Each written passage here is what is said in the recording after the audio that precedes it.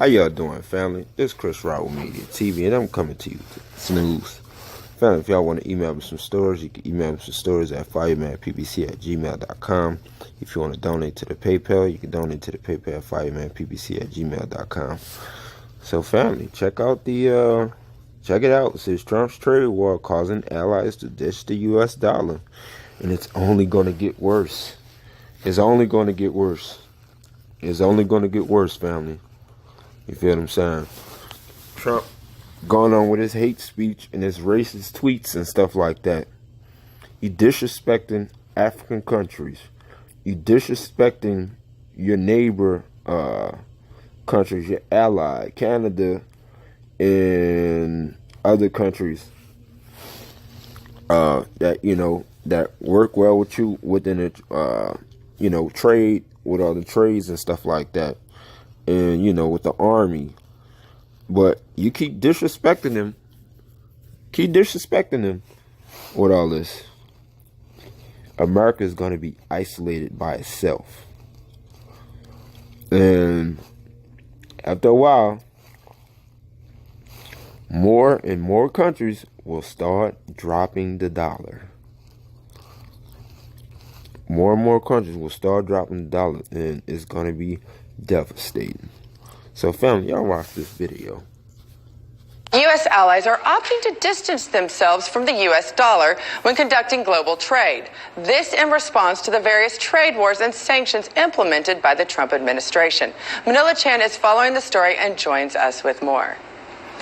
Hey there, Scotty. So, it's all about the money. For more than 60 years now, the U.S. dollar has been the global standard when conducting international business. But in the last few weeks, we've actually been witnessing a sea change all over the world.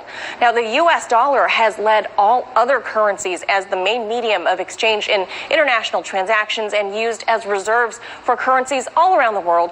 It's hard to understate the level of power this gave the United States over the past few decades. But this week, we're learning that key business allies like China are increasingly stepping away from conducting business in dollars. And NATO allies like Turkey, with increasingly strained relations to the U.S., even they are moving away from the U.S. dollar. In fact, Turkish President Recep Erdogan started his week at an economic summit in Kyrgyzstan and said this. He said, "We need to gradually end the monopoly of the dollar once and for all by using local and national currency among us." Now, he's certainly not alone on this. Allies and adversaries alike are beginning to stray from trading with U.S. dollars, instead opting to use their local currencies or the euro for transactions. Now, earlier this year, China already agreed to use their yuan when buying imported crude. They're in talks with Russia to launch a pilot program to do just that. This could really rattle commodities and markets since China is the second largest oil consumer in the world. But this is exactly what China and Russia are looking to do. It's a deliberate move to upend the dollar monopoly globally by starting out with oil. And now, speaking of oil, Iran says they will continue exporting crude despite U.S. efforts to slow them down with those recent sanctions. They, too, will simply work around those U.S. sanctions and just not use the U.S. dollar and continue to conduct business. Iranian President Rouhani held a press conference and had this to say today. When the enemy decides to impose sanctions on us, they start by imposing sanctions on our oil and petrochemical exports. It means that in this fight, oil is in the front line of confrontation. Now, market experts and economists say that the Trump administration's handling of trade disputes are expediting the decline and function of America's currency. Many countries even turning back to the gold standard to hold their reserves. So, Scotty, a host of other countries led by China and even the EU are now actively pursuing ways to circumvent U.S. sanctions and the tariffs by simply just opting out of using the greenback. Well, let's ask you, the United States has used, the dollar has been the reserve currency since World War II. That's right. What is the actual chances that you could see us using another currency like the yen? With the way China is tracking, it is a possibility that over the course of the next few decades that the power balance can really shift, especially if everybody gangs up, kind of like we're seeing right now. Well, as long as they don't talk about Bitcoin, I think we're probably safe. As long as they stay away from that. There we go. For more, we go to former UK Member of Parliament George Galloway and former CFTC Commissioner and host of Boom Bust, Bart Chilton. Thanks for joining us, gentlemen. Thanks. First of all, Bart, can Iraq and Iran do this and dominate their oil sales in currencies other than the dollar when everyone else is using the dollar as a benchmark? Good idea or not, can it actually be done?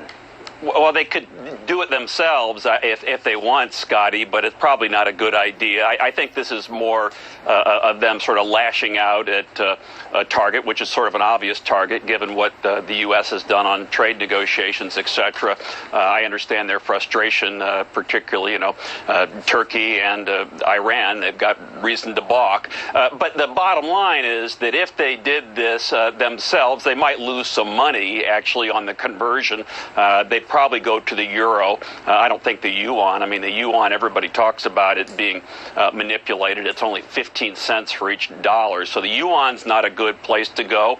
The euro would probably be the best. The pound has had its day. But the bottom line is everybody does their business in U.S. dollars all over the world, not just in oil. I mean, if this were all of OPEC, then I'd be, concerned. But I think this is really just people, as I say, lashing out. And I understand why they are. But I don't think it's in practice going to really do anything. But Bart, in the longer term, how much do you believe is there actually a chance that the dollar could be displaced from either its role in oil sales or more broadly as the reserve currency?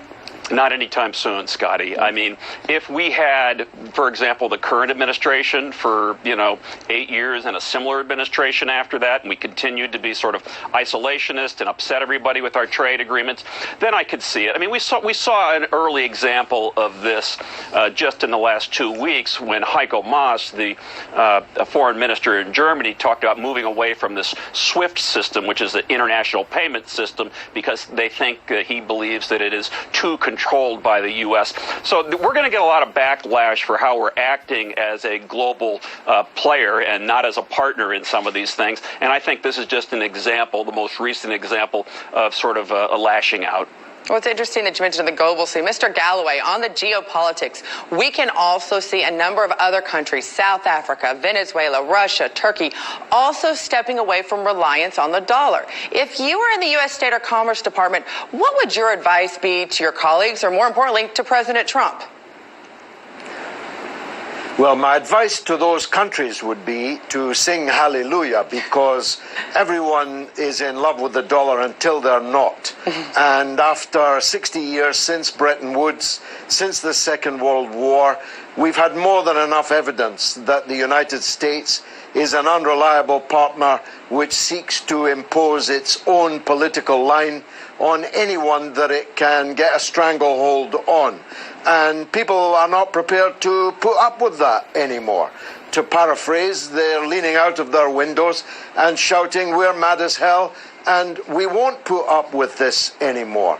And as new economic powers rise, China, as the professor just referred to, and Russia and India and Iran potentially, South Africa potentially, as these powers rise, why should they continue to be at the beck and call of a here today, gone tomorrow, if you're lucky, American president? There's nothing to stop them trading with each other in their own currencies, never mind in alternative currencies. Your guest said that the pound had had its day.